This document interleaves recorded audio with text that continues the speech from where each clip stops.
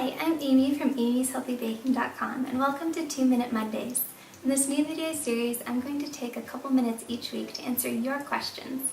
So if you have something you'd like to ask, go ahead and click on the link below this video to submit your question. To start, I'm going to answer a few of your questions about life behind the scenes of the blog.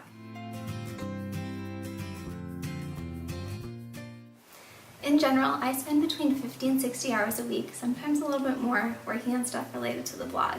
So it all starts with the recipe brainstorming, and then the grocery shopping, testing the recipe, doing the dishes, everyone's favorite part, photographing the recipe, editing those photos, writing and publishing the blog post, answering your questions through emails and comments, posting stuff across social media, answering your questions and comments there. So it's a whole lot of time, but when you do something you love, it rarely feels like work.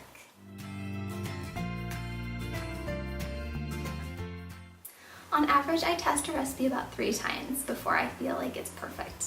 Sometimes it turns out perfect on the first try, other times it takes a few more tries. My current record is 8 tries, and that was on the Ultimate Healthy Soft and Chewy Chocolate Chip Cookies. So normally, as a perfectionist, I'm just tweaking really minor things, like do I add a little bit more sugar or do I take out a little bit? How much baking soda or baking powder is in the recipe? So like I said, minor tweaks, but on average about 3 times. It really depends. If it still tastes good and it's just not quite up to my perfectionist standards, then we'll still eat it or I'll share it with friends and family. But if it turned out absolutely awful and it's not even edible, the trash can gets to eat it instead.